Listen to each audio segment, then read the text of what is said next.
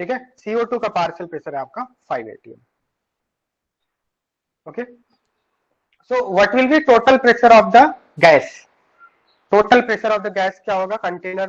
Container में total pressure कितना होगा? टोटल प्रेशर ऑफ गैस कितना होगा? So according to DLPP, total pressure of gas, total pressure of gas में किसका कंट्रीब्यूशन होगा? N2 का भी कंट्रीब्यूशन होगा, O2 का भी कंट्रीब्यूशन होगा एंड CO2 का भी कंट्रीब्यूशन होगा। तो टोटल प्रेशर ऑफ गैस में क्या करते हैं? इंडिविजुअल जो पार्शियल प्रेशर है उसको हम लोग ऐड कर देते हैं, राइट। तो यहाँ पे क्या हो जाएगा? Partial pressure of N2 plus partial pressure of O2 plus partial pressure of CO2। तो जो इंडिविजुअल गैसेस हमने लिया है उनके पार्शियल प्रेशर को आपको क्या करना होगा? ऐड करना होगा, then you will get total pressure of the gas, total pressure जो आपके कंटेनर के ऊपर लग रहा होगा। ठीक है, तो यहाँ पे कितना हो जाएगा? Partial pressure of N2 is 1 atm, O2 is 2 atm, CO2 is 5 atm। ये कितना हो जाएगा आपका? 8 atm। Okay, so this is Dalton's law of partial pressure. तो इसको हम लोग डिफाइन करते हैं। सपोज हमने एक और एग्जांपल लेते हैं। पहले तो हम लोग एग्जांपल लेके इसको समझते हैं, उसके बाद हम लोग एक इसका डेफिनेशन लिखेंगे। ओके, बोर्ड के लिए डेफिनेशन लिखेंगे, देन मेंस पे क्वेश्चन करेंगे, फिर एडवांस पे प्रोसीड करेंगे। तो एक और सिंपल एग्जांपल ले लेते हैं। सपोज मान लिया इस तरह से है आपका एक कंटेनर, इसमें वाटर है, ठीक है, एंड अप साइड जो आपके गैसेस है N2 एंड O2 है, N2 एंड O2 गैसेस है। तो यहाँ पे आप बताइए कि टोटल प्रेशर आप कैसे निकालेंगे? What will be total pressure? Total pressure का एक्सप्रेशन क्या बनेगा? यहाँ पे total pressure of all gases क्या एक्सप्रेशन बनेगा? Partial pressure of O2 plus partial pressure of N2. Partial pressure of O2 plus partial pressure of N2 and any other gas? Any other gas? बेटा यहाँ पे water Partial liquid pressure है। of water vapor. हाँ, water liquid क्या होगा? Vaporise होगा।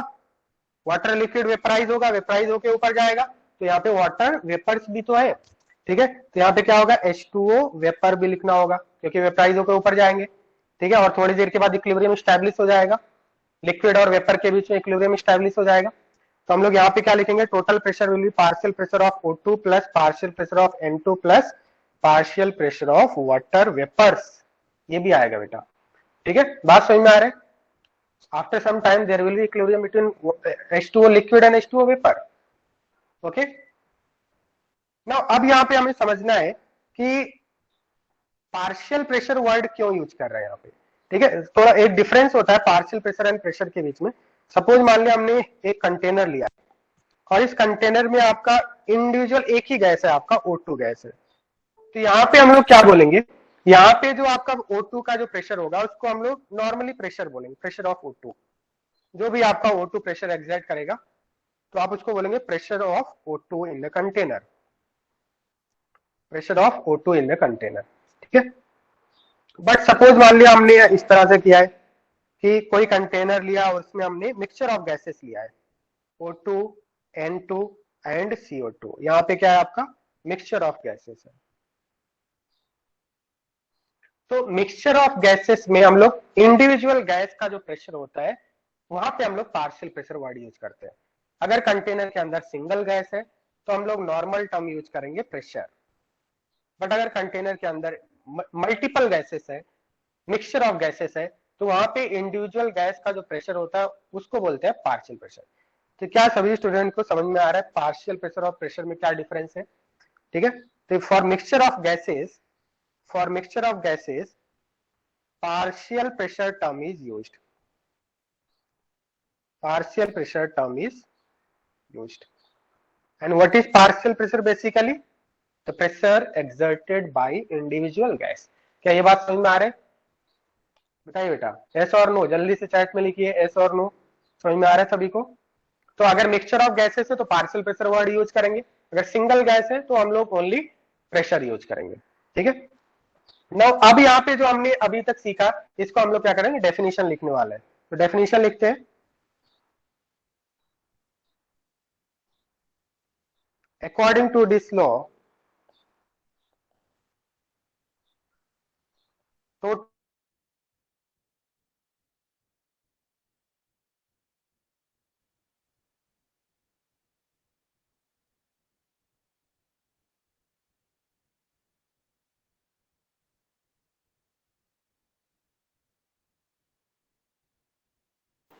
Hello sir.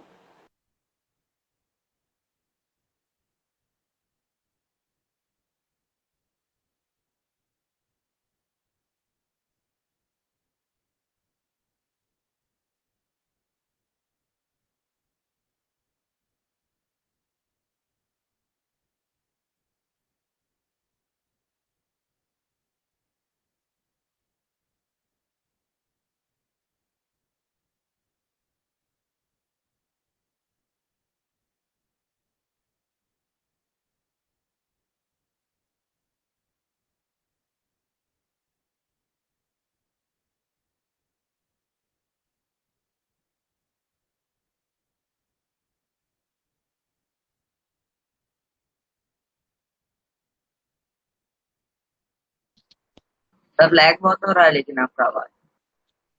Wait wait.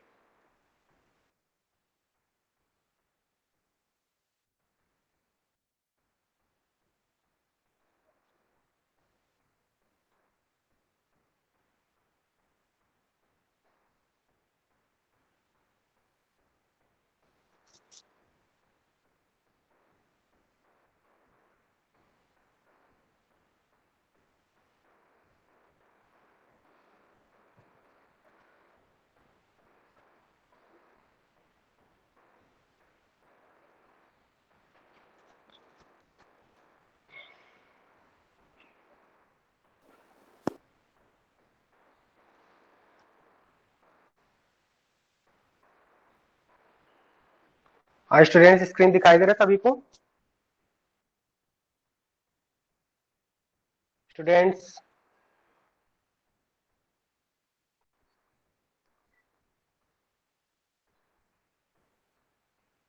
Unmute करके बता सकते हो, ठीक है?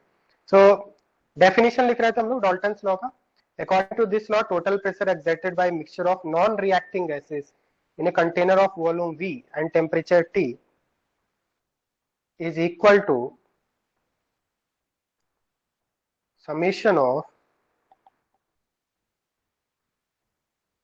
partial pressure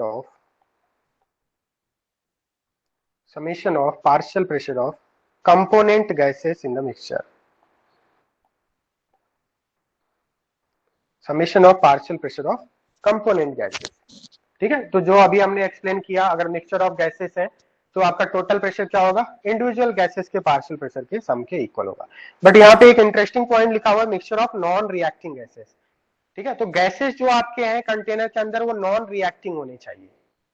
गैसेस कैसे होने चाहिए? नॉन रिएक्टिंग होने चाहिए। जैसे यहाँ पे हमने लिया है N2O2CO2, तो मैंने क्या लिखा? Total pressure is equal to partial pressure of N2 plus partial pressure of O2 plus partial pressure of CO2। अगर ये गैसेस रिएक्ट करने लगे, सपोज ये गैस रिएक्ट करके कोई थर्ड कंपाउंड बना लिया, तो क्या आप यहाँ वहां पे Dalton's law of partial pressure use कर सकते हैं?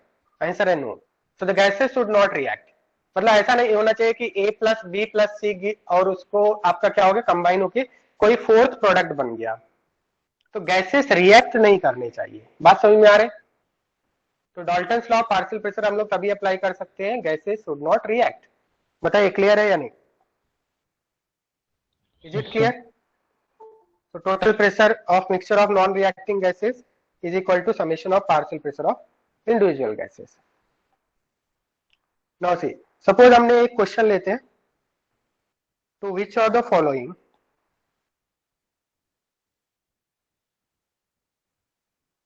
सर सिर्फ नॉन रिएक्टिंग में हीलियम आर्गन वगैरह ही आएंगे या सब गैसेस आ सकते हैं? हाँ उससे एक क्वेश्चन कर रहे हैं ना हम लोग, क्वेश्चन करने वाले हैं, ठीक है? To which of the following DLPP is not applicable?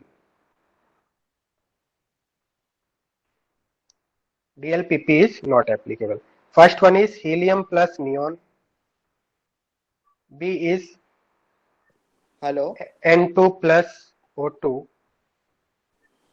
C is argon plus F2. ये कौन स्टूडेंट है? सर समझा नहीं। निखिल पाटिल, कौन सा बैच है तुम्हारा? कौन सा बैच है?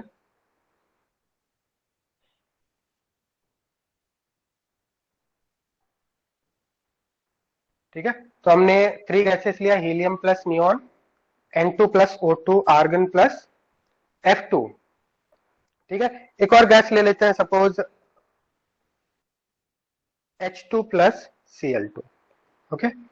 So the question is which of the following DLPP is not applicable? तो आपका आंसर क्या होगा बताइए, what should be correct answer? H2 plus Cl2. Yes.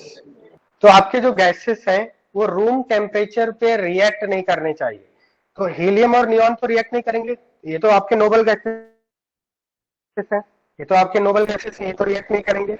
ठीक है, N2 प्लस O2 ये क्या है आपके नॉन रिएक्टिंग।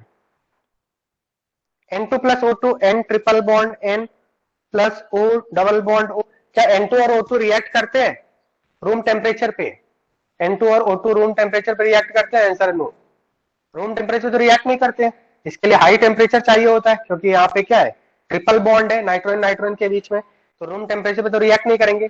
और आपका क्वेश्चन क्या है, यहाँ पे कॉन्सेप्ट क्या है कि रूम टेम्परेचर पे गैसेस रिएक्ट नहीं करने चाहिए, तो N2 और O2 तो रूम टेम्परेचर रिएक्ट नहीं करेंगे, तो इसका मतलब यहाँ पे भी आप अप्लाई कर सकते हैं, these are also non reacting at room temperature. High temperature करेंगे तो रिएक्ट कर सकते हैं, non reacting at room temperature, तो यहाँ पे भी अप्लाई कर सकते हैं, इधर भी अप्लाई कर सकते हैं। ठीक है, argon plus F2, argon and F2 क्या ये रिएक्ट करेंगे? आर्गन नोबल गैस है, ये भी क्या है आपके नॉन रिएक्टिंग है। बट H2 एंड Cl2 अगर हम देखें तो ये रूम टेम्परेचर पे क्या होते हैं, HCl बन जाएगा, तो इसका मतलब हमने कंटेनर में H2 और Cl2 लिया है और आफ्टर सम टाइम वो HCl में कन्वर्ट हो जाएगा, तो क्या वहां पे हम लोग DLPP अप्लाई कर सकते हैं? No, sir. क्योंकि गैसेस तो अपने एग्जिस्ट नहीं करेंगे, फिर तो गैसेस तो अपना एग्जिस्टेंस क्या कर देंगे, they will lose their existence, इसका मतलब H2 plus Cl2 room temperature react करके कोई थर्ड कंपाउंड बना लेंगे, तो हम लोग H2 प्लस Cl2 पे DLPP अप्लाई नहीं कर सकते। ओके, क्लियर है? Is it clear to all of you? So gases should be non reacting at room temperature. तो यहाँ पे हम लोग इन जनरल इस तरह से एक्सप्रेशन ले सकते हैं, सपोज मान लिया ये कंटेनर लिया हमने और इसमें हमने गैसेस ले लिया,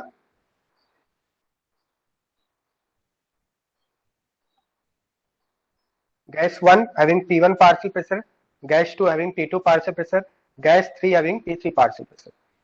So according to DLPP, what we will write? According to DLPP, P total will be equal to P1 plus P2 plus P3 and so on. Suppose other gases hai and so on. Okay. So P total is where P total is total pressure. P total is total pressure. P1, P2, P3 क्या है आपका? This is partial pressure, या in short हम लोग लिख सकते हैं PP, partial pressure of gas 1, P2 is partial pressure of gas 2 and so on. Clear? Okay. Now अब हम लोग देखेंगे derivation of DLPP, derivation of DLPP। तो इसको हम लोग डिराइव करेंगे और एक इंपॉर्टेंट रिलेशन निकालने वाले हैं जो आपको समझना है। ठीक है, तो सपोज हमने एक कंटेनर लेते हैं, इसमें 2 गैसेस लेते हैं, गैस 1 गैस 2, गैस 1 के नंबर ऑफ मोल्स है N1, गैस 2 के नंबर ऑफ मोल्स है N2।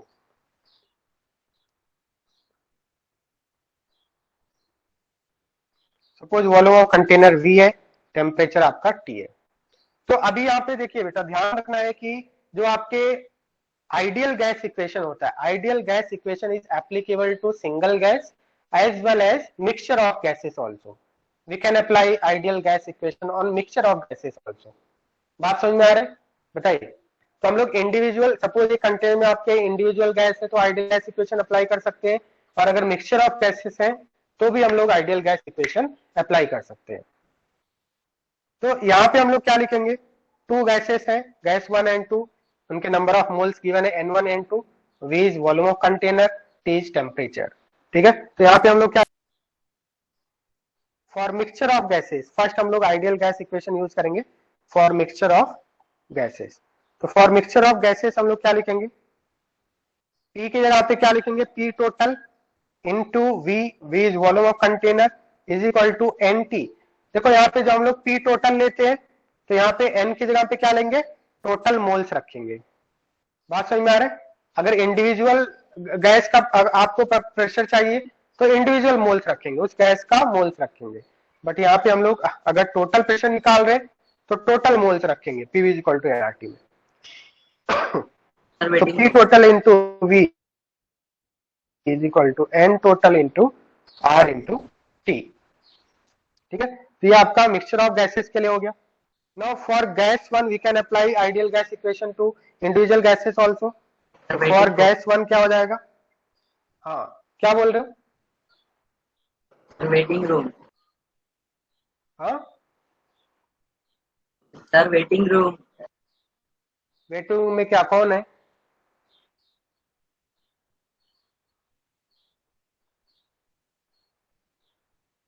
तो गैस 1 के लिए हम लोग यूज करेंगे तो P1 into V is equal to हो जाएगा आपका N1 इंटू RT। गैस 1 के लिए हम लोग जब अप्लाई करेंगे तो गैस 1 के मोल्स रखेंगे। ठीक है, ये आपका हो गया equation number 2। Similarly for gas 2 क्या लिखेंगे? P2 into V is equal to N2 into RT। ठीक है, नाउ अब हम लोग क्या करेंगे, इक्वेशन 2 एंड 3 को ऐड कर देंगे। Add equation 2 and 3। So 2 and 3 को ऐड कर देंगे तो क्या मिलेगा आपको relation? P1 plus P2 into V is equal to N1 plus N2 into RT। Okay, so we can write here ideal gas equation is applicable to individual gas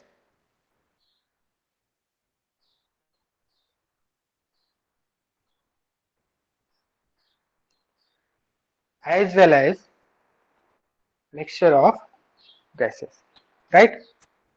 तो यहाँ पे आप 2 एंड 3 को ऐड करेंगे तो क्या मिलेगा? P1 plus P2 into V is equal to N1 plus N2 into RT। ठीक है, इसको हम लोग इक्वेशन नंबर 4 मान लेते हैं। Now comparing equation 1 and 4। Question 1 and 4 को कंपेयर करेंगे तो क्या मिलेगा आपको? सी, 2 इक्वेशंस है तो यहाँ पे क्या आपका NT N1 प्लस N2 है, तो P total is equal to क्या लिख सकते हैं? कोफिशिएंट्स को कंपेयर करेंगे, P total is equal to क्या लिख सकते हैं? P1 प्लस P2 लिख सकते हैं, बताइए। Very simple, P total is equal to P1 plus P2 लिख देंगे। That means total pressure on the container will be the sum of partial pressure of individual gases। क्या ये बात समझ में आ रहा है? Is it clear up to here? हाँ, बताइए। ओके, नाउ अब यहाँ पे हम लोग एक इंपॉर्टेंट रिलेशन निकालेंगे। अगर सपोज हमने 2 को 1 से डिवाइड कर दिया, ठीक है, 2 डिवाइडेड बाई 1, 2 डिवाइडेड बाई 1 करेंगे तो क्या मिलेगा आपको? इक्वेशन 2 को 1 से डिवाइड करना है तो क्या मिलेगा आपको? P1 अपॉन P टोटल, ये V तो V एंड V कैंसिल हो जाएगा, RT एंड RT कैंसिल हो जाएगा, इज इक्वल टू क्या हो जाएगा? N1 upon N total. Important relation निकालने वाले यहाँ से। तो P1 upon P total is equal to क्या होगा? P1 upon P total is equal to N1 upon N total. बताइए बेटा, समझ में आ रहा है यहाँ तक? 2 एंड 1 को डिवाइड कर दिया हमने, इक्वेशन 2 को 1 से डिवाइड कर दिया, RT cancel, N1 upon N total right side में आएगा, V and V cancel, P1 upon P total होगा। बताइए, समझ में आ रहा है? हाँ sir. N1 upon N total is equal to क्या होगा? इसको क्या लिख सकते हैं? N1 अपॉन N, बिकॉज हमारे पास 2 गैसेस है तो N1 प्लस N2 लिख सकते हैं, और N1 upon N1 plus N2 क्या होता है? बताइए, N1 upon N1 plus N2 क्या होता है? इसको क्या बोलते हैं आप? Mole fraction. मोल फ्रैक्शन बोलते हैं। This is yes sir. Mole fraction. So number of moles of gas divided by total moles is mole fraction।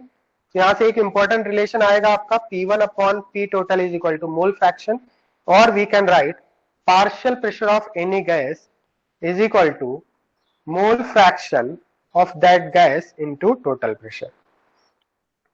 Partial pressure of any gas is equal to mole fraction of that gas into total pressure। क्या ये बात समझ में आ रहा है आपको? Clear है? This is very important relation और इस पे हम लोग क्वेश्चंस करने वाले हैं। Partial pressure of gas 1 is equal to mole fraction of that gas into total pressure. Similarly suppose हमने 3 को अगर हमने 1 से डिवाइड किया तो क्या रिलेशन मिलेगा आपको? अगर 3 को आपने 1 से डिवाइड किया है तो क्या रिलेशन मिलेगा? RT RT cancel, N2 upon NT, V and V cancel, P2 upon P total. तो क्या लिखेंगे? 3 divided by 1, equation 3 divided by 1 करेंगे तो क्या मिलेगा आपको?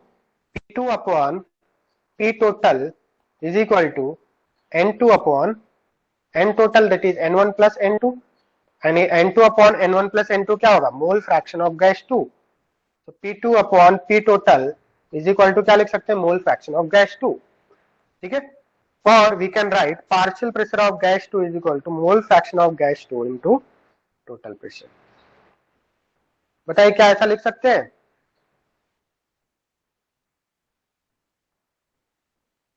बताइए स्टूडेंट्स, यहां तक समझ में आ रहे हैं?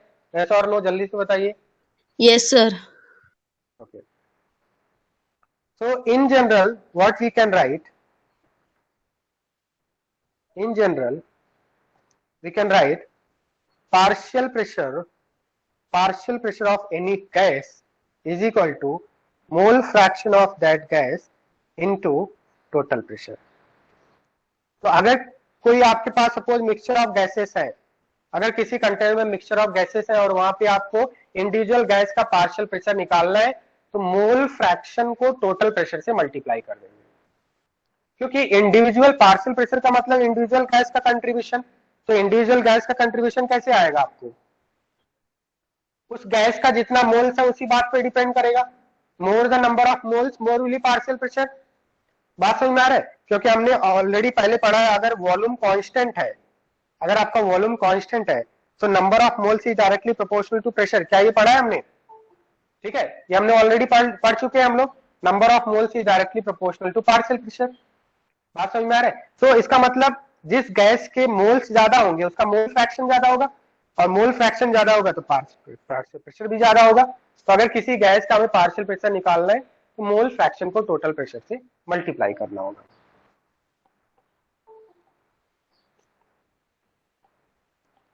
Okay, so this is chi is mole fraction of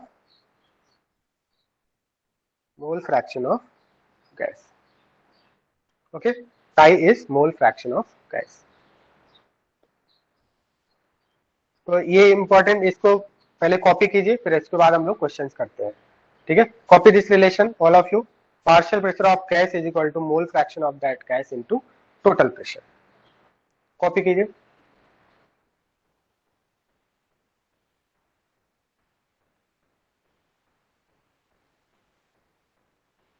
Copy this all of you.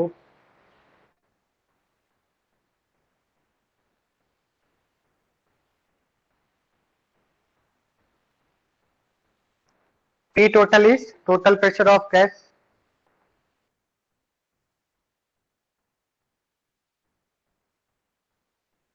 And total pressure आप कैसे कैलकुलेट करेंगे?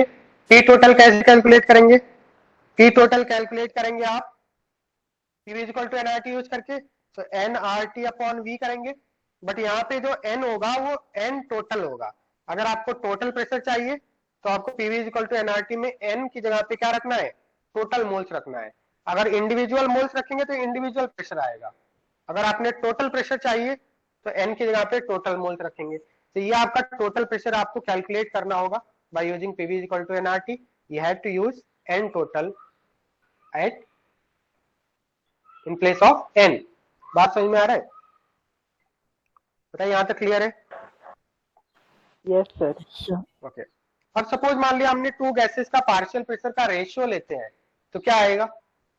Ratio of partial pressure of two gases, ratio of partial pressure of two gases, ratio of partial pressure of two gases क्या आएगा?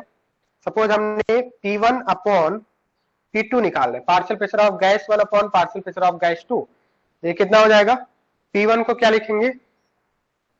मोल fraction of gas 1 according to this formula, mole fraction of gas 1 into P total upon mole fraction of gas 2 into P total, P total cancel, ये क्या हो जाएगा mole fraction of gas 1 upon mole fraction of gas 2। That means अगर two gases का partial pressure का ratio हमें चाहिए तो क्या होता है, ratio of partial pressure of two gases is equal to ratio of their mole fraction. Okay, so we can write P1 upon P2 is equal to mole fraction of gas 1 upon mole fraction of gas 2। And mole fraction को आप क्या लिख सकते हैं, mole fraction को आप ऐसा लिख सकते हैं N1 upon N1 plus N2, mole fraction of gas 1। Mole fraction of gas 2 को क्या लिखेंगे N2 upon N1 plus N2, N1 plus N2 cancel, तो ये कितना हो जाएगा N1 अपॉन N2। बताइए समझ में आ रहा है, N1 अपॉन N2 हो जाएगा। क्लियर है? Yes sir. तो यहां से एक इंपॉर्टेंट रिलेशन क्या आ गया, ratio of partial pressure of two gases is equal to ratio of their mole fraction is equal to ratio of number of moles. बताइए यहां तक क्लियर है? This is again important relation that you have to remember. Ratio of partial pressure of two gases is ratio of their mole fraction is equal to ratio of number of moles. इसको copy कीजिए आप, then हम लोग all of you copy this two relation. एक तो ये आपका relation है, copy this and then we will solve one numerical. Okay, copy कीजिए।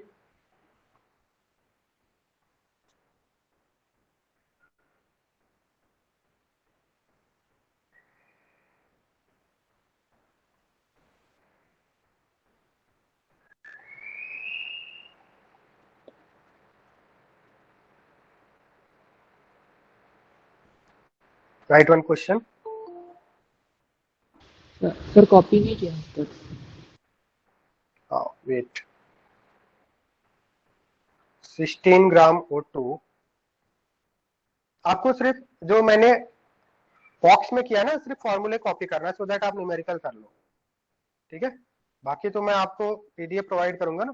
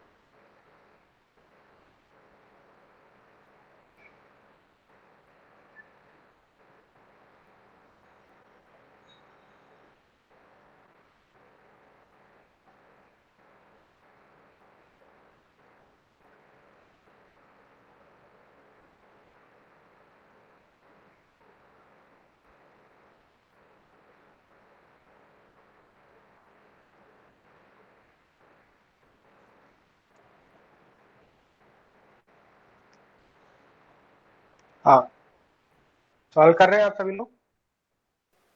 Yes sir.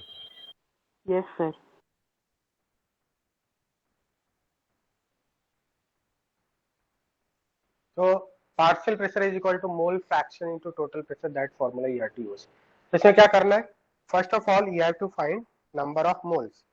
So all of you find number of moles, respective number of moles, क्योंकि number of moles निकालेंगे तभी आपको मोल फ्रैक्शन आएगा।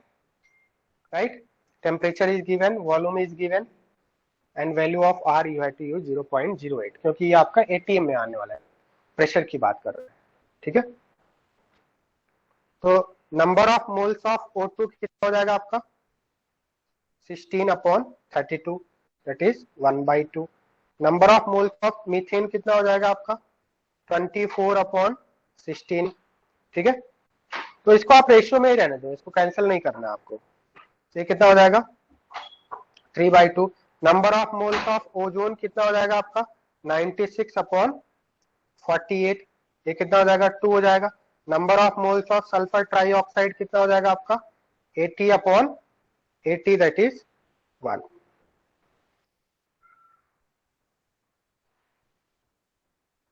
ठीक है, 80/80 is equal to 1 हो जाएगा। ठीक है, ये समझ में आ रहा है? बताइए, नंबर ऑफ मोल्स यहां तक क्लियर हो गया सभी को? नंबर ऑफ मोल्स, तो टोटल मोल्स कितने होंगे? वॉइस आ रहा है सभी को? और अनम्यूट करके बताओ तुरंत। ठीक है, कितना आ गया? 2 + 1, 5. ठीक है, टोटल मोल्स आ गया 5। Now we have to calculate mole fraction. ठीक है, तो क्योंकि हमें पार्शियल प्रेशर चाहिए ना, और पार्शियल प्रेशर निकालने के लिए मोल फ्रैक्शन निकालना पड़ेगा आपको। तो मोल फ्रैक्शन ऑफ O2 कितना हो जाएगा? Number of moles of O2 upon total moles कितना हो जाएगा? ये आपका 1/10। मोल फ्रैक्शन ऑफ मीथेन कितना हो जाएगा आपका 3/2 divided by 5, 3/10. 3/10। Mole fraction of ozone कितना हो जाएगा आपका number of moles of ozone upon 2/5. 2/5। Mole fraction of sulphur trioxide कितना हो जाएगा 1/5। 1/5. अब टोटल मोल फ्रैक्शन अगर हम देखें, summation of mole fraction of all components, ये कितना आना चाहिए? Mole fraction, total mole fraction कितना होता है? 1 ही होता है ना। तो अगर इसको आप वेरीफाई भी कर सकते हैं, क्या ये 1 आ रहा है? इसको अगर सॉल्व करेंगे 1/10 + 3/10 4/10। ठीक है, और ये 2/5 + 1/5 3/5। 3/5 + 4/10, इसको क्या लिख सकते हैं आप 6/10 + 4/10। कितना आ गया 1 आ रहा है ना। यहां से क्या हो गया, ये वेरीफाई भी हो गया। क्लियर? Yes sir. यहां से आपका वेरीफाई भी हो गया।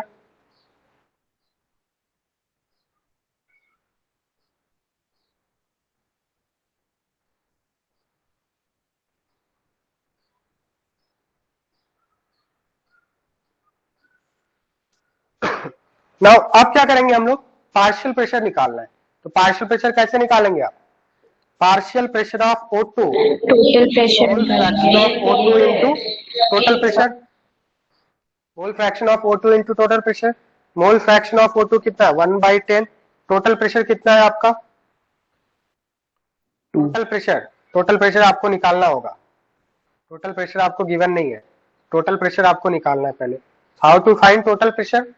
टोटल प्रेशर फाइंड आउट करने के लिए क्या करना होगा? टोटल मोल्स रखना होगा वहां पे, Ideal gas PV equation. = nRT। Total pressure निकालने के लिए PV = nRT यूज करेंगे टू फाइंड टोटल प्रेशर।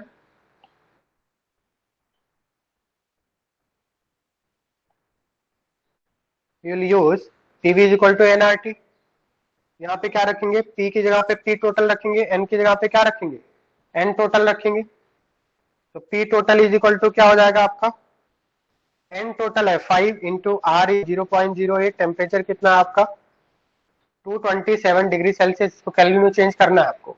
कितना हो जाएगा आपका 500 divided by volume. Volume is given how much 10 litre. ये आपका कैंसिल हो जाएगा। तो यहां से P टोटल फाइंड आउट कीजिए। P टोटल की वैल्यू कितनी आएगी बताइए? 2। P टोटल की वैल्यू कितनी आएगी 20 ATM। ठीक है, 20 ATM आएगा। Yes sir. ठीक है, P टोटल कितना आ गया आपका 20 ATM आ गया।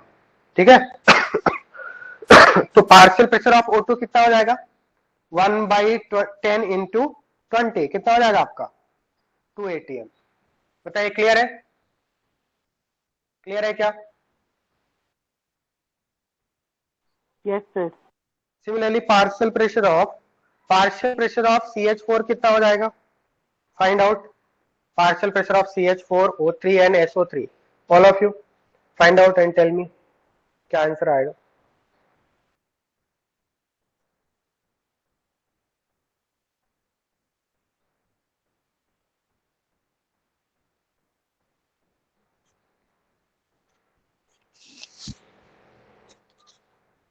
पार्शियल प्रेशर ऑफ O2 तो हमने कैलकुलेट कर लिया, partial pressure of methane O3 and SO3।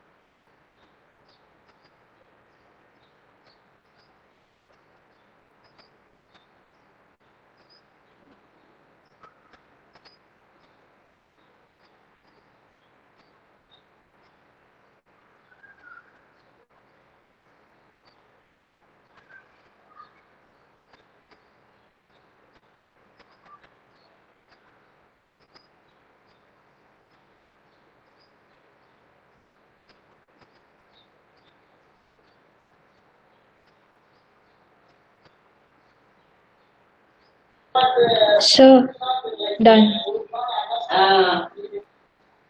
Answer में बताइए, चैट में लिखिए। बहुत ज्यादा डिस्टरबेंस हो रहा है तुम्हारा, अनम्यूट करने में बहुत ज्यादा डिस्टरबेंस हो रहा है, आप अनम्यूट मत करो, म्यूट पे ही रखो, ठीक है। पार्शियल प्रेशर ऑफ मीथेन कितना आ गया बताइए। पार्शियल प्रेशर ऑफ मीथेन क्या हो जाएगा आपका, मोल fraction of methane into total pressure. Mole fraction of methane हमने कितना फाइंड आउट किया था, 3/10, तो कितना हो जाएगा आपका 6 atm हो जाएगा। Partial pressure of ozone, partial pressure of ozone कितना हो जाएगा, mole fraction of ozone into P total. Mole fraction of ozone कितना है, 2/5, पी टोटल इज 20, 8 atm हो गया। Partial pressure of sulphur trioxide, mole fraction of sulphur trioxide into P total. Mole fraction of sulphur trioxide कितना है आपका 1/5, P total, P total is 20, ये कितना हो जाएगा आपका 4 atm। क्या इतना ही आया सभी को, बताइए, सभी का ऐसा ही आया। तो यहां पे आपका क्या आ रहा है, पार्शियल प्रेशर ऑफ O2 2 आ रहा है, ठीक है। पार्शियल प्रेशर ऑफ O2 आपका आ गया 2, पार्शियल प्रेशर ऑफ मीथेन आ गया आपका 6, पार्शियल प्रेशर ऑफ ओजोन आ गया आपका 8, पार्शियल प्रेशर ऑफ SO3 आपका आ गया 4। तो इसको हम लोग वेरीफाई भी कर सकते हैं, क्योंकि इन सबका जब अगर हम लोग सम करेंगे तो कितना आना चाहिए, सम करने पे क्या ये टोटल प्रेशर 20 के इक्वल आना चाहिए। अगर 20 के इक्वल आ रहा है तो इसका मतलब डॉल्टन्स लॉ भी प्रूव हो रहा है, क्योंकि डॉल्टन्स लॉ में क्या बताया गया था, P total is equal to summation of partial pressure of individual gases. तो क्या यहाँ पे डॉल्टन्स लॉ भी प्रूव हो रहा है, क्योंकि हमने पी टोटल कितना Yes, निकाला sir. था, PV is equal to NRT से पी टोटल 20 निकाला था, और यहाँ पे इन सभी का सम करेंगे तो भी आपका 20 आएगा।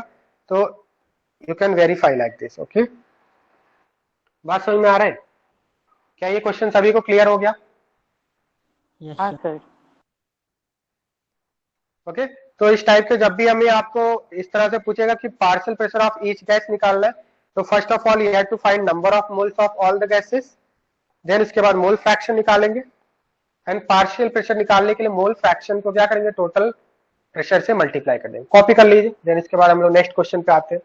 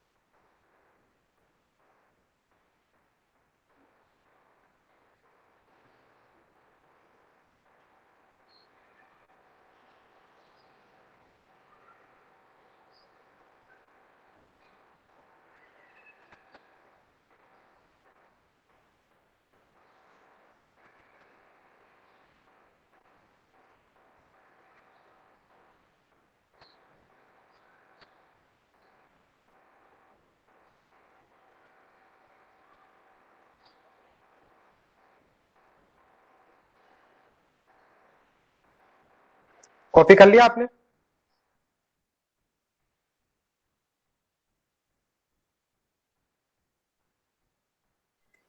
No sir. ओके, सपोज मान लिया इस टाइप यहाँ पे ऐसा क्वेश्चन पूछा होता है which gas has maximum partial pressure, तो क्या आपको कंप्लीट पार्शियल प्रेशर निकालने की जरूरत होती है? Number of moles, mole fraction, then formula use करते आप, काफी लेंदी हो जाता। अगर आपको सिर्फ इतना ही क्वेश्चन यहाँ पे जैसे पूछा है कि partial pressure of each gas निकालना है, अगर आपको पूछा होता कि which gas has maximum partial pressure, तो आपका आंसर क्या होता? Without calculating. क्या आप विदाउट कैलकुलेटिंग इसको निकाल सकते हैं? Which gas has maximum partial pressure.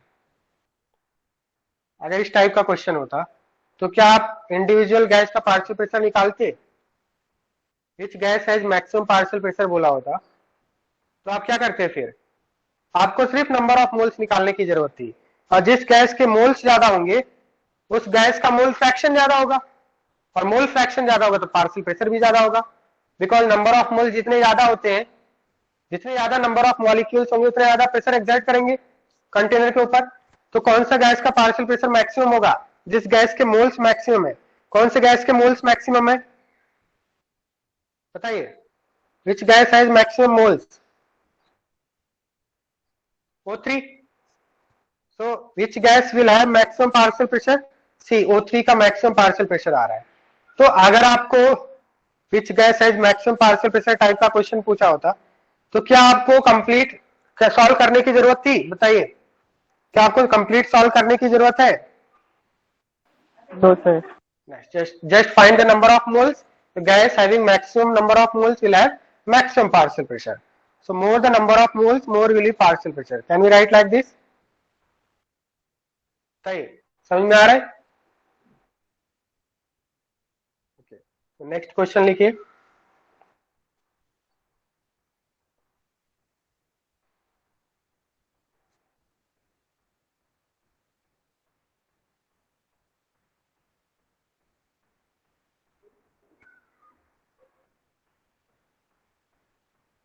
A container contains methane and SO3 in 3:5 weight ratio. 3:5 weight ratio. Calculate ratio of partial pressure of methane and SO3. Calculate ratio of partial pressure of methane and SO3.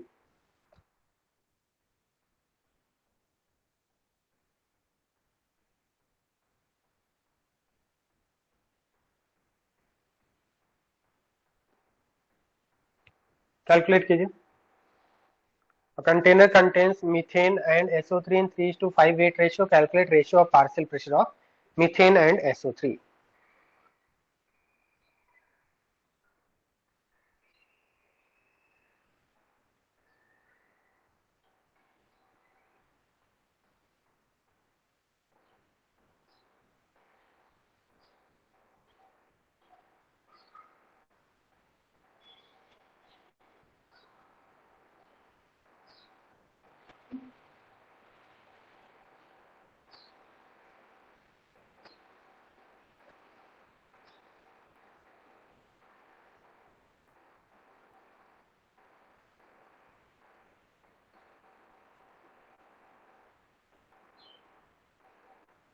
Yajurved Nayak, तुमने दो device से connect किया है क्या? Yes sir. क्यों? Sir एक device से mobile में कनेक्टेड है जिससे मैं बोलता हूँ, और एक डिवाइस से कंप्यूटर पे जिसपे बड़े स्क्रीन पे दिख। Vipul, Vipul Dubey. Yes sir. Next class मैंने आपको बोला था ना कि बैच का नेम लिखना है।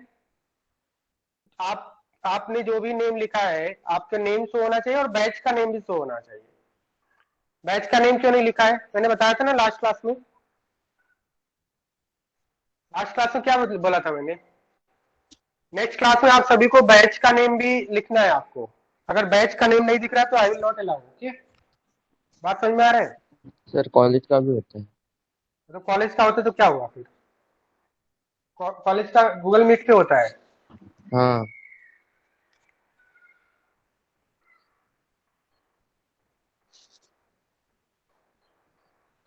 क्या आंसर आया बताइए सॉल्व करके। 3:1.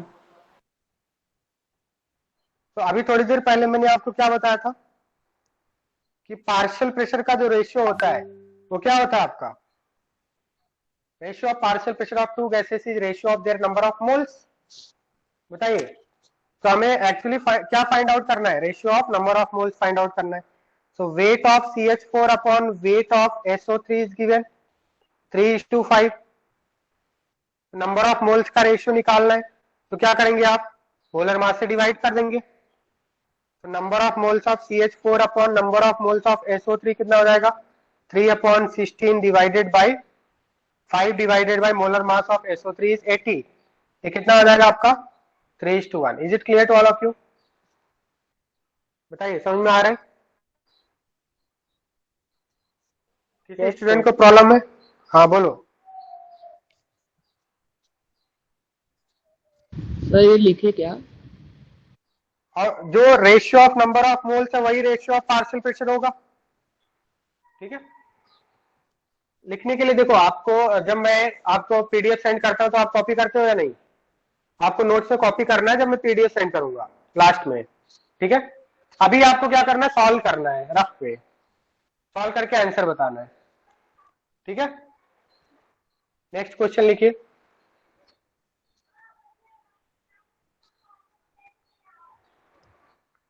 Total pressure exerted by mixture of two gases A and B is 600 mm of Hg. If partial pressure of gas A is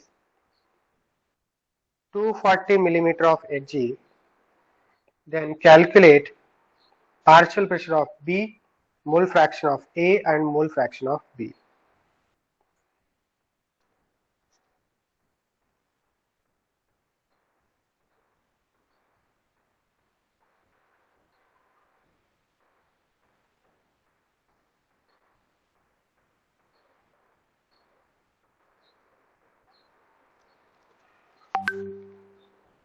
All of you find this?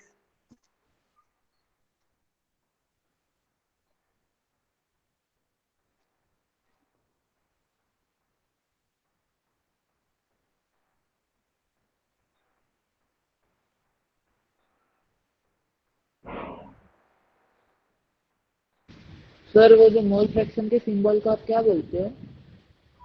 हाँ क्या बोल रहे हो? जो मोल फ्रैक्शन का सिंबल है ना एक्स जैसा, उसको क्या बोलते हो आप? CHI काय।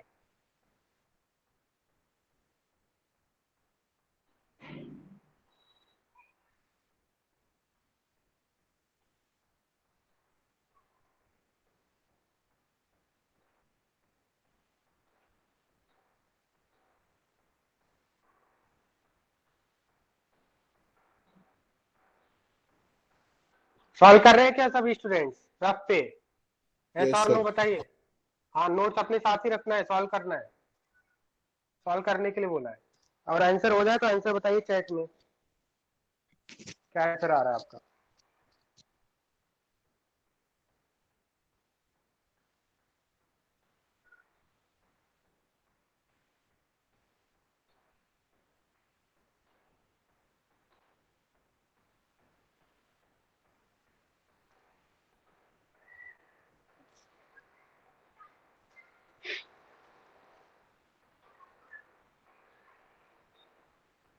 सर हम्म, सर एक पूछना था हाँ बताओ। सर। हम लोग का कॉलेज का MGM कॉलेज का एग्जाम बोला सर 1 तारीख से, तो उसमें बोला कि फर्स्ट 3 चैप्टर्स ऑफ PCM, तो टेक्स्ट बुक के पहले 3 चैप्टर्स ना फर्स्ट 3 चैप्टर्स ऑफ PCM, मतलब तीनों सब्जेक्ट के फर्स्ट 3 चैप्टर्स ऐसा बोला। हाँ तो वो आपका बोर्ड का जो सिलेबस है उसके अकॉर्डिंग, बोर्ड टेक्स्ट बुक के अकॉर्डिंग बोला होगा। मतलब टेक्स्ट बुक के अकॉर्डिंग जो पहले 3 चैप्टर्स Yes. उनका प्रिपरेशन करना ना। बिल्कुल बिल्कुल, वो टेक्स्ट बुक के अकॉर्डिंग है, या आप जेई का ये डिफरेंट होता है। ठीक है, आप जेई के अकॉर्डिंग नहीं, कॉलेज और का सर एग्जाम। उसका पेपर पैटर्न वगैरह बताएंगे बाद में। हाँ क्या बोल रहे हो आप? मतलब पेपर पैटर्न रहेगा ना, क्वेश्चन फॉर्मेट कैसा वो सब। हाँ हाँ, हाँ, उससे सब्जेक्टिव टाइप क्वेश्चन आते हैं उसमें आपके। अभी आपका आप कोई सब्जेक्टिव नहीं हुआ है चेक अभी करोगे आपका? पेपर क्या?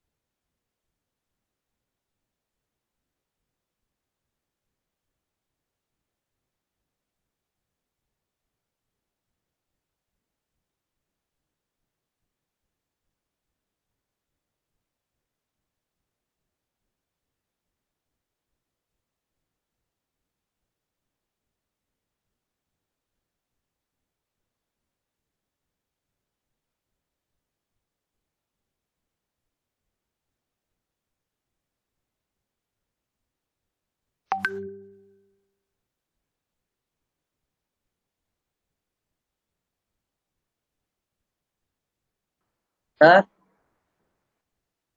Hello sir. ठीक है, बात समझ में आ रहा है? तो मोल फ्रैक्शन ऑफ बी कितना हो जाएगा? 1 माइनस 0.4, 0.6 हो जाएगा। बात समझ में आ गया? Mole fraction of A, mole fraction of B और पार्शियल प्रेशर ऑफ बी आपका निकल गया। क्या ये बात समझ में आ रहा है सभी को? क्लियर है? यस और नो? Yes sir. ठीक है, नेक्स्ट क्वेश्चन लिखिए।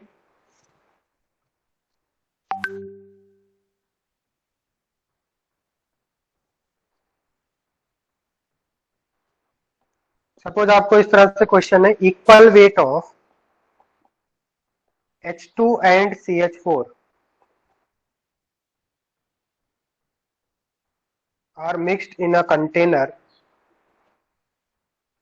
at 25 degrees Celsius. Calculate fraction of total pressure exerted by H2. ये आपका जेई का प्रॉब्लम है। Equal weight of H2 and CH4 are mixed in a container at 25 degrees Celsius. Calculate fraction of total pressure exerted by H2.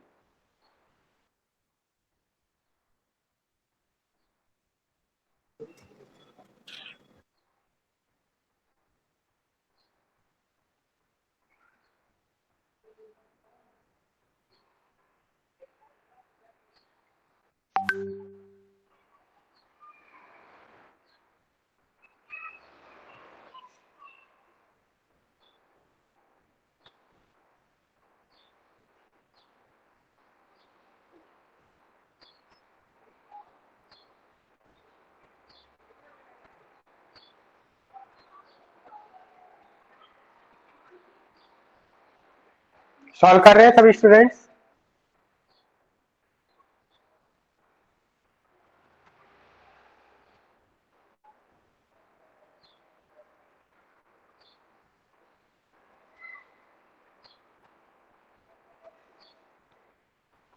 बताइए, solve कर रहे हैं क्या? Equal weight of H2 and CH4 are mixed in a container. This is weight, huh? Equal weight. Equal weight of H2 and sir CH4 weight are को mixed in a क्या assume container करे at क्या? 25. Calculate fraction of total pressure exerted. हाँ, weight को assume करना है ना, कुछ assume कर कीजिए आप। मतलब 100 First अज्यूम आप किया try तो भी कीजिए। चलेगा? हाँ, 100 या x? आप पहले आप ट्राई करो, अगर नहीं आता है तो उसके बाद मैं बताऊंगा। ठीक है? ठीक है, first you have to try. मैं तो सॉल्व तो करने वाला सभी क्वेश्चन को, क्वेश्चन तो आपसे सॉल्व किया जाएगा ना। First you have to try. Okay, क्या आंसर आ रहा है?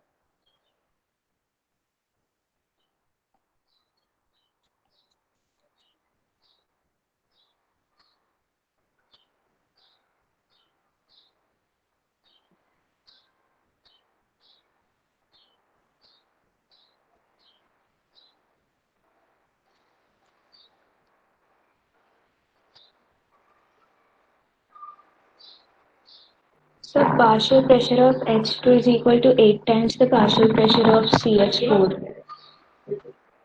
नहीं, fraction of total pressure exerted bye, what do you mean bye fraction of total pressure exerted by H2? Right, ये स्टेटमेंट का मतलब क्या है? Fraction of total pressure exerted by H2 का क्या मतलब है? क्या फाइंड आउट करना है आपको? Partial pressure of H2. No, fraction of total pressure पूछा है ना. Partial pressure of H2 is different. Fraction of total pressure exerted by H2, think about it. Partial pressure of H2 नहीं पूछा है यहाँ पे.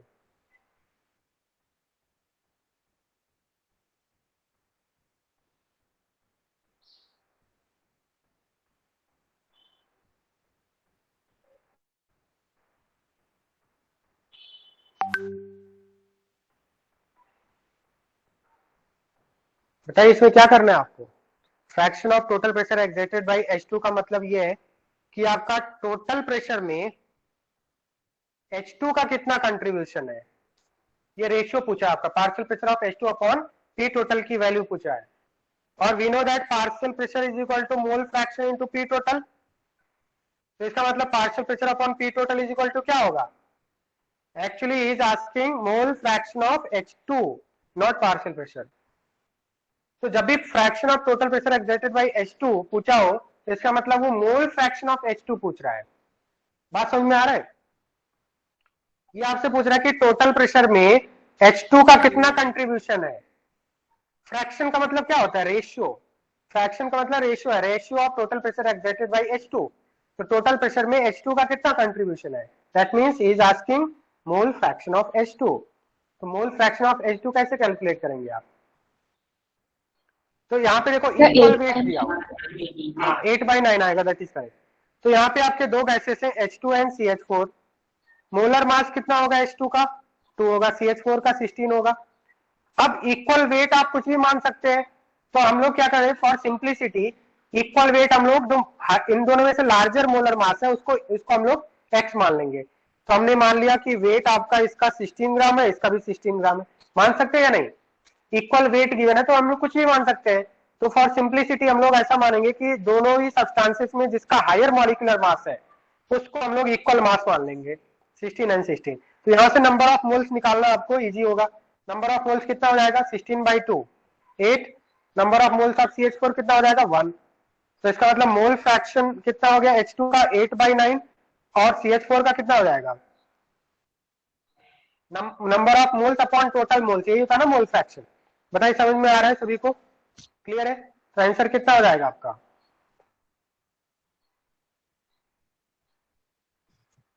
क्या ये क्लियर है. यस और नो करके बताइए. Yes sir. तो जब भी हम लोग को इस तरह से पूछा fraction of total pressure exerted by H2 that means he is asking mole fraction of H2. Mole fraction of H2 कितना हो जाएगा 8/9. अगर आपसे ऐसा पूछा fraction of total pressure exerted bye CH4 तो आपका आंसर क्या होता. 1/9. 1/9 होता है राइट. तो यहाँ पे हम लोग लिख भी सकते हैं fraction of total pressure exerted by CH4, that will be mole fraction of CH4 is equal to 1/9. Clear है यहाँ तक. बताइए समझ में आ रहा है. ये जेई का प्रॉब्लम है तो इस तरह से आपको करना है. इक्वल वेट आप उसी को मानेंगे जिसका हायर मोलर मास है. तो जो हायर मोलर मास है उसी को आप इक्वल वेट मान लेंगे और उसके बाद आप कैलकुलेट कर सकते हैं. ठीक है. एक और क्वेश्चन सॉल्व करेंगे इस पे same concept based.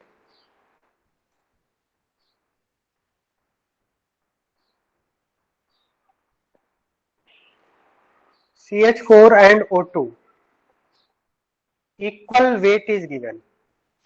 Calculate fraction of total pressure. Calculate fraction of total pressure exerted by O2. Second is CH4.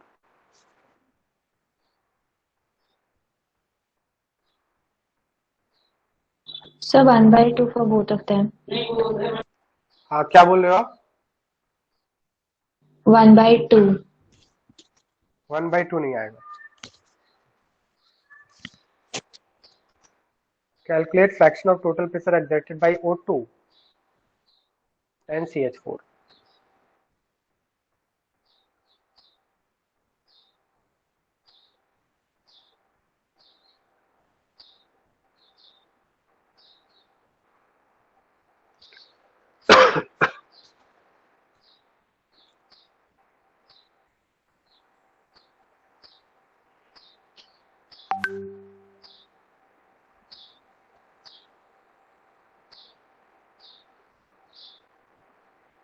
So 1/3 and 2/3. Yes, that is correct. 1/3 and 2/3. Any other answer? Anyone else? 1/3, 2/3 is correct. और किसी ने solve किया? तो यहाँ पे again आपको बोला कि fraction of total pressure exerted bye O2, इसका मतलब क्या है? What is asking? Mole fraction of O2। और सेकंड क्वेश्चन में आपसे क्या पूछा है?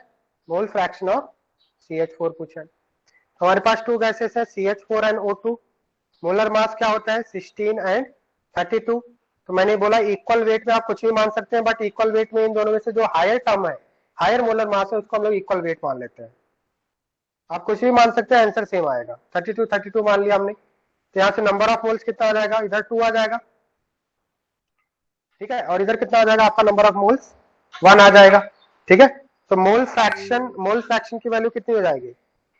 Number of moles upon total moles, तो 2/3 इधर हो जाएगा, और ऑक्सीजन का कितना हो जाएगा? 1/3 हो जाएगा।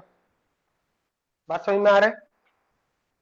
या फिर आप ऐसे भी कैलकुलेट कर सकते हैं कि अगर आपने मोल फ्रैक्शन ऑफ CH4 निकाल लिया तो 1 minus mole fraction of O2 कर देंगे, because we know that total mole fraction कितना होता है आपका? 1 होता है। तो 1 में से सब्ट्रैक्ट कर दो आप, तो हो जाएगा 1 माइनस 2/3, दैट इज 1/3। ठीक है, बताइए क्लियर है क्या?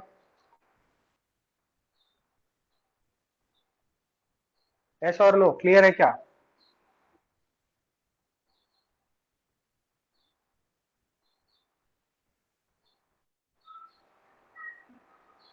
ठीक है, नेक्स्ट क्वेश्चन लिखिए।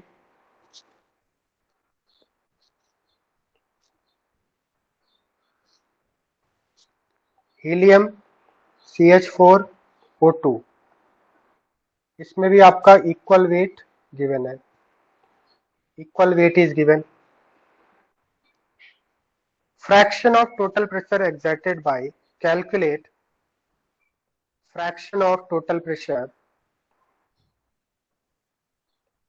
fraction of total pressure exerted by each gas. Fraction of total pressure exerted by each gas.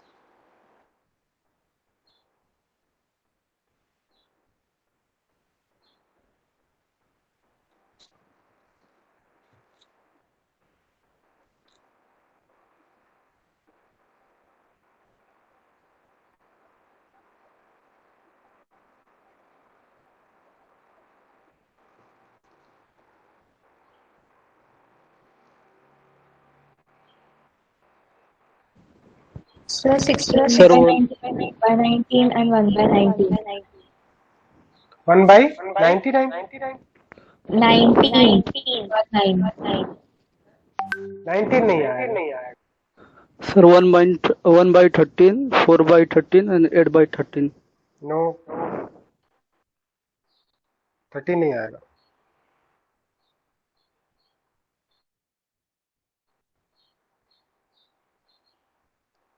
Try again, 13 नहीं आएगा।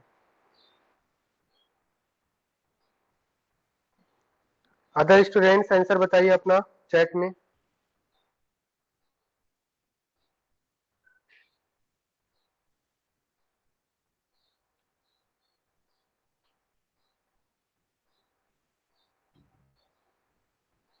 थर्टीन नहीं आएगा, फिर से सॉल्व कीजिए।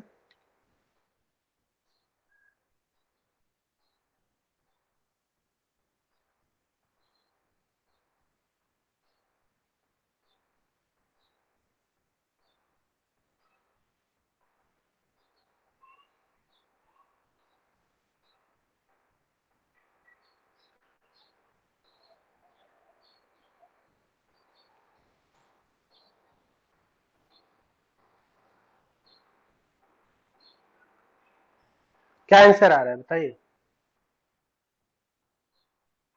तो इसको ऐसे सॉल्व करो आप। Helium CH4O2, molar mass 4, 16, 32, right. Number of moles कितने हो जाएंगे?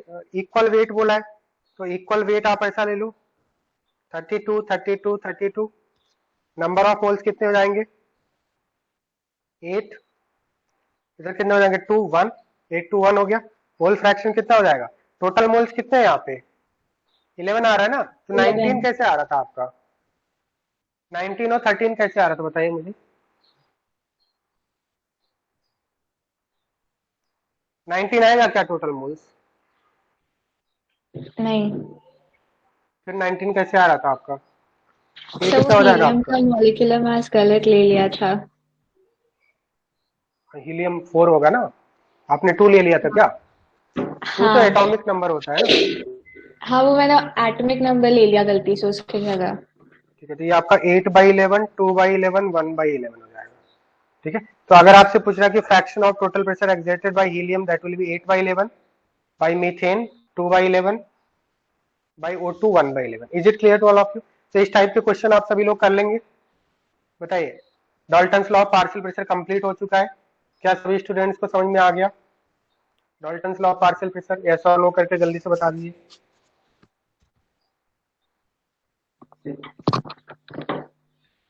लाइट तो ऑन कर लो, दे मत खाओ। Yes sir. नेक्स्ट टॉपिक हम लोग देखेंगे ग्राम्स लॉ ऑफ डिफ्यूजन।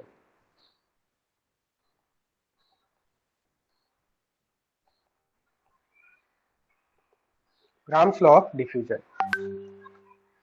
तो डिफ्यूजन का क्या मतलब होता है, ये भी काफी इंपॉर्टेंट टॉपिक है, इज वेरी इंपॉर्टेंट टॉपिक। तो इसमें हम लोग सबसे पहले देखेंगे what do you mean by diffusion. Diffusion 2 terms है, डिफ्यूजन एंड एफ्यूजन, उसमें हम लोग क्लेरिफाई करेंगे डिफरेंस क्या होता है।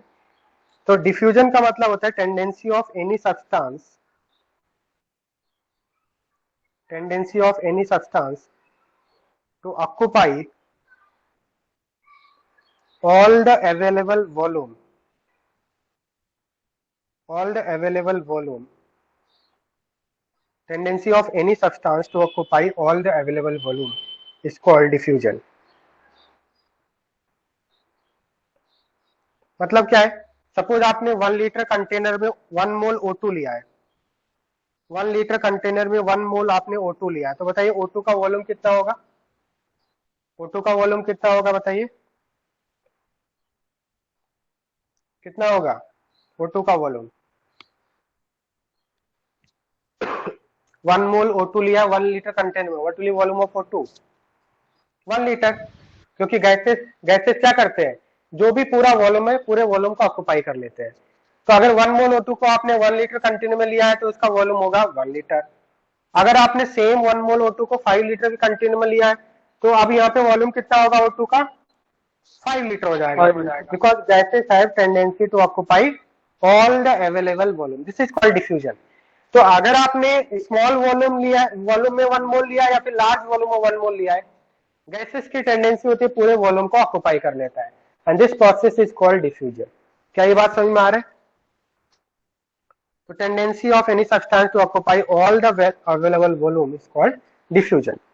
नाउ सर हाँ बताइए। सर एक डाउट था इसके रिलेटेड नहीं सर, जो अभी एग्जाम है ना हम लोग का 20th को, तो उसमें एस ब्लॉक और पी ब्लॉक है, और हम लोग को एस ब्लॉक और पी ब्लॉक सिखाया नहीं है, तो क्या करें? हाँ वो आपको बताया जाएगा, ठीक है, वो मैं कंफर्म करके बताऊंगा आपको, ठीक है, ग्रुप पे बता दिया, डोंट वरी। Okay sir. ठीक है, so diffusion occurs through solid, liquid and gases. तो डिफ्यूजन आपका सॉलिड, लिक्विड एंड गैसेस तीनों में ही होता है, बट सबसे फास्ट डिफ्यूजन किस में होगा बताइए? But the rate of diffusion is maximum in rate of diffusion is maximum in gaseous. gases, right? क्योंकि गैसेस के पार्टिकल क्या होते हैं, दे आर, वो गैसेस के पार्टिकल काफी दूर दूर होते हैं, they are always in rapid random motion. तो फास्टेस्ट डिफ्यूजन किस में होगा?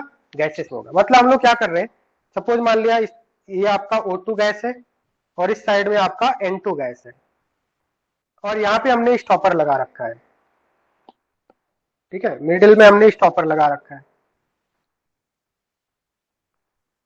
ठीक है। तो अभी जैसे ही हम लोग ये स्टॉपर ओपन करेंगे क्या होगा आपका? O2 लेफ्ट से राइट जाएगा, N2 राइट से लेफ्ट जाएगा। बात समझ में आ रहा है? क्योंकि गैसेस हाई प्रेशर से लो प्रेशर की तरफ जाते हैं, तो O2 लेफ्ट से राइट जाएगा, N2 राइट से लेफ्ट जाएगा।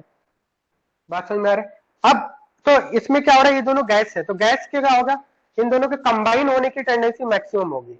अगर ये लिक्विड होते तो थोड़ा स्लो होते, क्योंकि पार्टिकल्स इसमें क्या होते हैं, थोड़ा अरेंज्ड होते हैं। और अगर सॉलिड होते तो क्या ये अपने आप ही कंबाइन हो जाएंगे। सॉलिड में तो रेट ऑफ डिफ्यूजन मिनिमम होता है, सॉलिड में क्या होगा, रेट ऑफ डिफ्यूजन 0 बोल सकते हैं हम लोग, या मिनिमम बोल सकते हैं। क्योंकि अगर सपोज मान लीजिए इधर हमने सिल्वर लिया और इधर आयरन लिया है और इधर कंटेनर ओपन कर दिया, तो क्या ये दोनों अपने आप ही मिक्स हो जाएंगे, बताइए। सॉलिड में तो ऐसा नहीं होगा, ठीक है। तो मुझे बताइए रेट ऑफ डिफ्यूजन मैक्सिमम किसमें होगा आपका, बताइए। gaseous. रेट ऑफ डिफ्यूजन आपका मैक्सिमम गैसेस में होगा, ओके।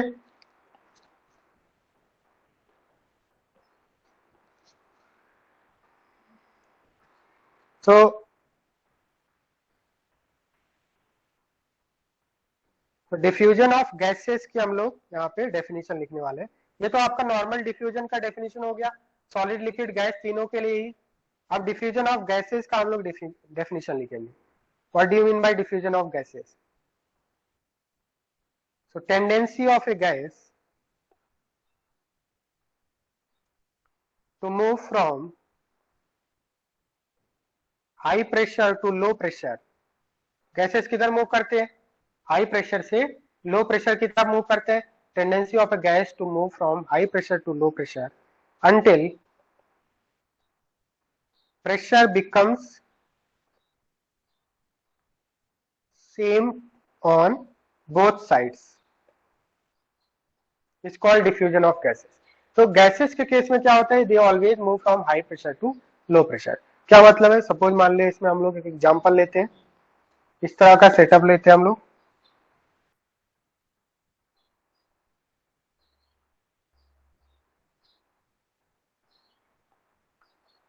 मिडिल में हमने स्टॉपर लगा रखा है, जैसे स्टॉपर, जिसको हम लोग ओपन और क्लोज कर सकते हैं। लेफ्ट साइड में आपका N2 है, partial pressure of N2 is given 5 atm। Right side वाले कंपार्टमेंट में partial pressure of O2 is given 10 atm। ठीक है, बात समझ में आ रहा है। तो अब अगर हम लोग स्टॉपर ओपन करेंगे तो क्या होगा, what will happen if you will open stopper, बताइए। अगर हम स्टॉपर ओपन करेंगे तो क्या होगा, गैसेस मिक्स होंगे, और मिक्स दो गैसेस जब मिक्स होते हैं उसी को क्या बोलते हैं, डिफ्यूजन बोलते हैं। बात समझ में आ रही है। तो जैसे ही आप स्टॉपर ओपन करेंगे N2 O2 की तरफ जाएगा, O2 N2 की तरफ जाएगा, गैसेस मिक्स होंगे, दिस इज कॉल्ड डिफ्यूजन। तो यहाँ पे अगर हम देखें तो लेफ्ट साइड में आपका क्या है, लेफ्ट साइड में partial pressure of N2 5 atm है, N2 5 atm है, राइट। और इधर आपका पार्शियल प्रेशर ऑफ O2 अगर हम देते तो कितना होगा, पार्शियल प्रेशर ऑफ O2 कितना होगा, क्या इसमें कोई लेफ्ट साइड में कोई O2 वगैरह है, नहीं है, तो ये 0 atm हो जाएगा। राइट साइड में पार्शियल प्रेशर ऑफ O2 कितना है, 10 atm। Partial pressure of N2 कितना होगा, राइट साइड में कोई N2 है क्या, no gas no pressure, 0 atm। बताइए समझ में आ रहा है। तो अब यहाँ पे बताइए N2 के लिए हाई प्रेशर किधर है, N2 के लिए हाई प्रेशर किधर है, लेफ्ट और राइट, इको सुनाई दे रहा है क्या, Left. विवेक चैट में लिख के बताओ, ठीक है। अनम्यूट कर रहे हो तो फिर इको आ रहा है, ठीक है, चैट में लिख के बताओ। तो पार्शियल प्रेशर किधर जा रहा है आपका, लेफ्ट और राइट, N2 के लिए, N2 के लिए लेफ्ट साइड में ज्यादा है आपका। तो ये N2 क्या होगा आपका, जैसे ही आप स्टॉपर ओपन करेंगे N2 गैस मूव करेगा लेफ्ट से राइट की तरफ, N2 गैस किधर मूव करेगा, लेफ्ट टू राइट। और अगर O2 की बात करें तो O2 का पार्शियल प्रेशर किधर ज्यादा आपका, राइट साइड में 10 atm, लेफ्ट साइड में 0 atm। तो as soon as you will open the stopper, O2 will move from right to left, O2 will move from right to left, high pressure to low pressure। बात समझ में आ रहा है। And this process of mixing of gases is called diffusion. क्या ये बात समझ में आ रहा है सभी को, क्लियर है। अब ये बात ये है कि डिफ्यूजन कब तक होगा, ये गैसेस कब तक मिक्स करेंगे, जब तक यहाँ पे इक्विलिब्रियम ना आ जाए। मतलब आपका जो गैसेस हैं दोनों साइड में, जब आपके दोनों ही कंपार्टमेंट में इक्विलिब्रियम जो आपका आ जाएगा, दोनों ही कंपार्टमेंट में गैसेस का पार्शियल प्रेशर सेम हो जाएगा, तो आपके क्या हो जाएंगे, डिफ्यूजन स्टॉप हो जाएगा. So gases will move from left to right और right to left until unless the pressure in both side of the compartment will become same. बताइए समझ में आ रहा है? तो यहाँ पे बताइए, सपोज मान लिया इन दोनों का वॉल्यूम V है, दोनों का वॉल्यूम क्या है, V है. तो जैसे इनिशियली आपका, और इसको आप नेग्लिजिबल वॉल्यूम मान लीजिए. सपोज ये आपका जो बीच में जो कनेक्ट किया है इसका वॉल्यूम कितना है, नेग्लिजिबल है, नेग्लिजिबल वॉल्यूम है. तो अगर आपने कंटेनर को ओपन किया है, स्टॉपर ओपन किया है, तो बताइए फाइनल प्रेशर कितना हो जाएगा. फाइनल प्रेशर इनिशियल का वॉल्यूम क्या हो जाएगा, डबल हो जाएगा. तो प्रेशर क्या हो जाएगा, बताइए, टोटल का हाफ हो जाएगा. इधर 10 है, उधर 5 है, तो टोटल कितना होना चाहिए प्रेशर, 15. 15/2 इधर हो जाएगा, 7.5. 7.5 इधर हो जाएगा. बात समझ में आ रही, क्योंकि वॉल्यूम आपने क्या कर दिया, डबल कर दिया ना. वॉल्यूम डबल करने से प्रेशर क्या हो जाएगा, हाफ हो जाएगा. So mixing of gases is called diffusion. Clear है? एस और नो करके बता दीजिए.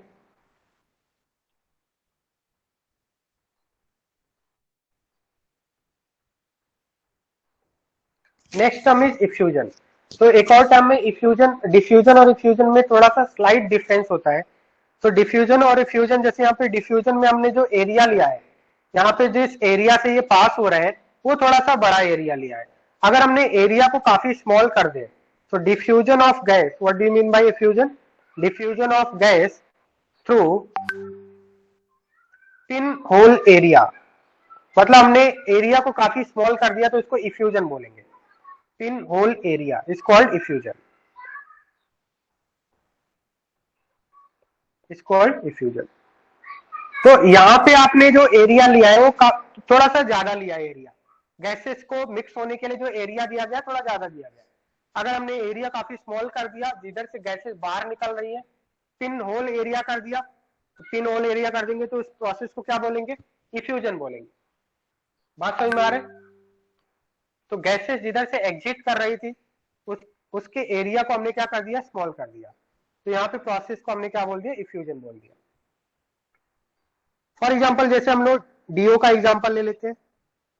Suppose this is deo, deo bottle. Okay, तो डीओ बॉटल में जो आपका एरिया होता है जिधर से गैसेस बाहर निकलती हैं, तो आप इसको प्रेस करेंगे तो ये कैसा होता है, पिन होल एरिया होता है, वेरी स्मॉल एरिया जिधर से गैसेस आपके बाहर निकल रहे हैं. तो इस प्रोसेस को क्या बोलेंगे डीओ वाले केस में, इफ्यूजन ऑफ डीओ. डीओ के अंदर क्या होता है, आपके गैसेस होते हैं, मिथेनॉल, इथेनॉल, ईथर, एस्टर, ये सब गैसेस होते हैं. ठीक है, तो जब आप इसको प्रेस करेंगे तो यहाँ पे जो प्रोसेस हो रहा है, since the gases are coming out through a very small area, so this process is called diffusion. Okay, या फिर आप इसको ऐसे समझ सकते हैं. सपोज सेकंड एग्जांपल हम लोग ले लेते हैं. एक इस टाइप का चैम्बर लेते हैं हम लोग. इधर आपका O2 गैस है एंड राइट साइड में सपोज आपका वैक्यूम है, राइट साइड में आपका वैक्यूम है. और इनिशियली हमने इस तरह से किया है कि आपने इसको ओपन कर दिया. ठीक, तो क्या होगा, ओपन करेंगे तो क्या होगा बताइए, गैसेस किधर से किधर मूव करेंगे, लेफ्ट टू राइट और राइट टू लेफ्ट, बताइए. Left to right. Left to right, because vacuum का मतलब क्या, नो गैस नो प्रेशर. तो गैसेस किधर मूव करेंगे आपका, लेफ्ट टू राइट. बट यहाँ पे आपने जो एरिया लिया है जिधर से गैसेस आपके डिफ्यूज हो रही हैं वो एरिया लार्ज है, तो ये फर्स्ट वाले प्रोसेस को क्या बोलेंगे, डिफ्यूजन बोलेंगे. सेकंड में सपोज हमने एरिया काफी स्मॉल कर दिया यहाँ पे. ठीक है, एरिया ऑफ एग्जिट काफी स्मॉल कर दिया हमने, तो ये वाले प्रोसेस को क्या बोलेंगे, यहाँ पे भी लेफ्ट टू राइट होगा बट यहाँ पे थोड़ा स्लो होगा क्योंकि एरिया हमने क्या कर दिया है, काफी स्मॉल किया है. तो सेकंड वाले प्रोसेस को क्या बोलेंगे आप, डिफ्यूजन बोलेंगे. Is it clear? यहाँ पे जो हमने लिया है पिन होल एरिया लिया, वेरी स्मॉल एरिया.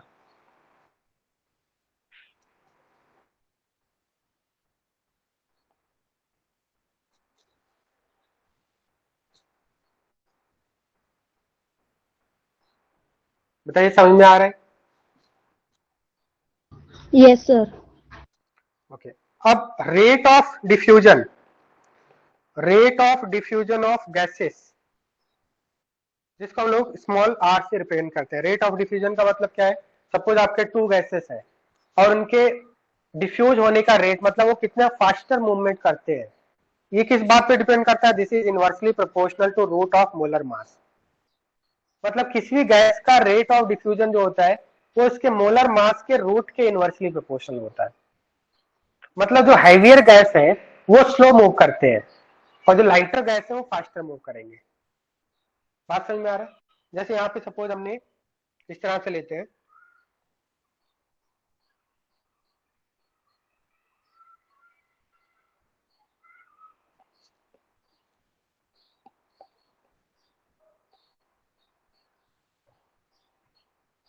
सपोज हमने एक ट्यूब लिया है और इस ट्यूब में हमने एक साइड से O2 पास कर रहे हैं, ठीक है, और यहाँ पे हमने क्या किया, SO3 पास कर रहे हैं। O2 और या फिर हम लोग H2 ले लेते हैं, ठीक है। दो गैसेस को सेम टाइम पे सेम एरिया से पास कर रहे हैं, ठीक है।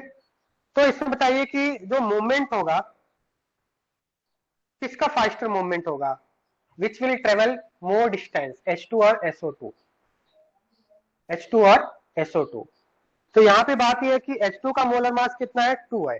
SO3 का मोलर मास कितना है आपका? 80 है। तो SO3 क्या है आपका? हेवियर गैस है। SO3 क्या है आपका? हेवियर गैस है। तो हेवियर गैस क्या होंगे? स्लो मूव करेंगे। तो इसका मतलब इसका rate of diffusion of SO3 will be less than rate of diffusion of H2 according to this formula. Can we write like this? बताइए, rate of diffusion is inversely proportional to root of molar mass. तो जिसका molar mass ज्यादा होगा, more the molar mass, lesser will be rate of diffusion. Lesser will be rate of diffusion. That means H2 will travel more distance in the same time as compared to SO3. H2 will travel more distance as compared to SO3. तो जो lighter gas होते हैं वो faster move करते हैं, जो heavier gas होते हैं वो स्लोअर मूव करते हैं। यहां तक समझ में आ रहा है? बताइए, क्लियर है?